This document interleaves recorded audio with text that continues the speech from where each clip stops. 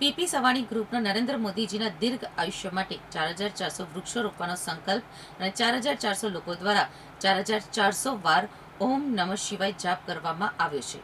રસરાજજી મહારાજે હનુમાન ચાલીસાના સુંદરકાંડ પાઠ દ્વારા વિદ્યાર્થીઓમાં જગાવ્યો એક અનોખો જ આત્મવિશ્વાસ.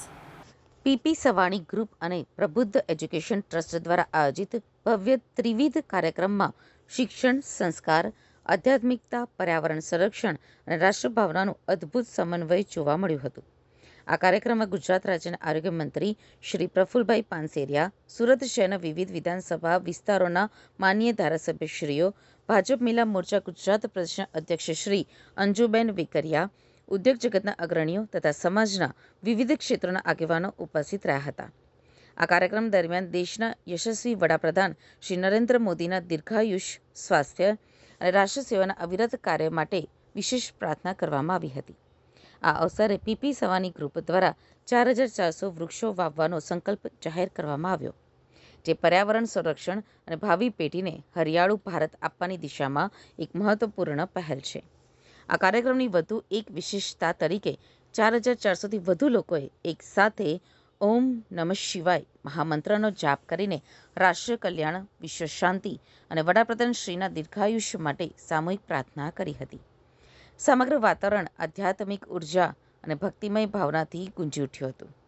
ત્રિવિધ કાર્યક્રમના ભાગરૂપે પ્રસિદ્ધ કથાકાર અને આધ્યાત્મિક વક્તા પૂજ્ય રસરાજજી મહારાજ દ્વારા વિદ્યાર્થીઓને પ્રેરણાદાયી સંબોધન કરવામાં આવ્યું હતું. પીપી સવાણી ગ્રુપ દ્વારા વિદ્યાર્થીઓના સર્વાંગી વિકાસના સંકલ્પને આગળ વધારતા શૈક્ષણિક ઉત્કૃષ્ટતા સાથે આધ્યાત્મિક અને ચારિત્ર્ય ઘડતરને પણ સમાન મહત્વ આપવામાં આવે છે. આ પ્રસંગે વલ્લભભાઈ પી સવાણીએ જણાવ્યું હતું કે પીપી સવાણી ગ્રુપ માત્ર શિક્ષણ આપતી સંસ્થા નથી, પરંતુ સંસ્કાર, સેવા, રાષ્ટ્રભાવના અને આધ્યાત્મિક મૂલ્યો સાથે વિદ્યાર્થીઓના સર્વાંગી વ્યક્તિત્વનું ઘડતર કરતું એક વિશાળ પરિવાર છે.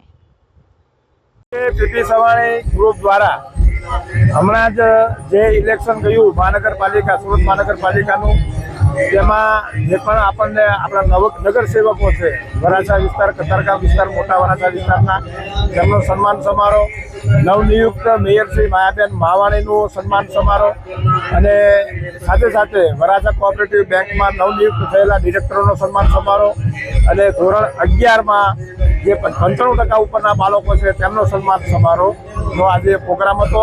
અને સાથે સાથે મોદી સાહેબના વડાપ્રધાન બન્યાના 4400 દિવસ જે પૂર્ણ થયા તે નિમિત્તે અમારા 5000 જેટલા બાળકોએ સુંદરકાંડનું આયોજન કર્યું. એટલે સુંદરકાંડ અને 4400 4500 ઓમકારેશ્વરના નારા અને સાથે સાથે 4400 તુલસીમાના રોપા વાવીને, પોતાના ઘરે રોપા વાવીને પર્યાવરણ, સંસ્કૃતિ, શિક્ષણ અને સાથે સાથે આજના પ્રોગ્રામમાં અમારા અધ્યક્ષસ્થાને આદરણીય મંત્રી શ્રી પ્રફુલભાઈ પાનસુરિયાની હાજરી, સાથે સાથે દક્ષિણભાઈ માવાણી, પ્રવીણભાઈ ઘોઘારી, દર્શનભાઈ ગોંડલિયા, અંજુબેન વેકરિયા અને સમાજના અગ્રણીઓની હાજરીથી આજનો પ્રોગ્રામ સન્માન સમારોહનો પ્રોગ્રામ સંપન્ન કરવામાં આવ્યો. આજના જે વિદ્યાર્થીઓ સાથે જે વૃક્ષારોપણનો કાર્યક્રમ આપણે કર્યો એનો વિચાર ક્યાંથી આવ્યો? નહીં, અત્યારે જે પ્રમાણે આદરણીય વડાપ્રધાન નરેન્દ્રભાઈ મોદીના જે 4400 દિવસ થયા, તો તે નિમિત્તે અને હમણાં જ એક વીક પહેલા પર્યાવરણ દિવસ જે ગયો, તે નિમિત્તે આપણે આપણા બાળકોને શિક્ષણ પ્રત્યે, પર્યાવરણ પ્રત્યે અને આપણો જે વિશ્વગુરુ બનવા જે દેશ જે જઈ રહ્યો છે અને મોદી સાહેબે નંબર 1 વડાપ્રધાન, એટલે કે અત્યાર સુધીમાં કોઈએ ન વડાપ્રધાન પદનું જે દિવસ વિતાવ્યા છે તેમાં પણ જે રેકોર્ડ છે, તો કેમ આપણે મોદી સાહેબના આ રેકોર્ડને વધારવા માટે એક પ્રેરણા બાળકોને પર્યાવરણની મળે તેના માટેનો સાથે સાથે પ્રોગ્રામ. પીપી સવાણી ગ્રુપ દ્વારા વિસ્તારના ચૂંટાયેલા નવનિયુક્ત પ્રતિનિધિઓનું સન્માન સમારોહ, અહીંના ટોપર આવેલા વિદ્યાર્થીઓનો સન્માન સમારોહ, ત્રિવિધ કાર્યક્રમ શિક્ષણ, હેલ્થ બાબતમાં આજે પીપી સવાણી ગ્રુપ સરસ કામગીરી કરી રહી છે. એમનો અભિવાદન સમારોહ, આદરણીય મેયરશ્રી પણ આ કાર્યક્રમમાં હાજર હતા.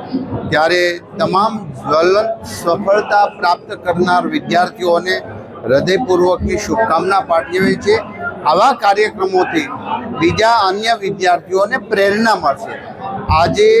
આ એક ડેસ્ટિનેશન એવું બન્યું છે કે જ્યાં તમામ વિદ્યાર્થી નીટ અને જેની એક્ઝામ આપીને સફળતા પ્રાપ્ત કરી રહ્યા છે, જે પ્લેટફોર્મ પૂરું પાડ્યું છે પીપી સવાણી ગ્રુપ, જે તો એ વિદ્યાર્થીઓ માટે ખૂબ સારું છે. હું હૃદયપૂર્વક અમારા તમામ કોર્પોરેટરો અને વિદ્યાર્થીઓને શુભકામના આપું છું.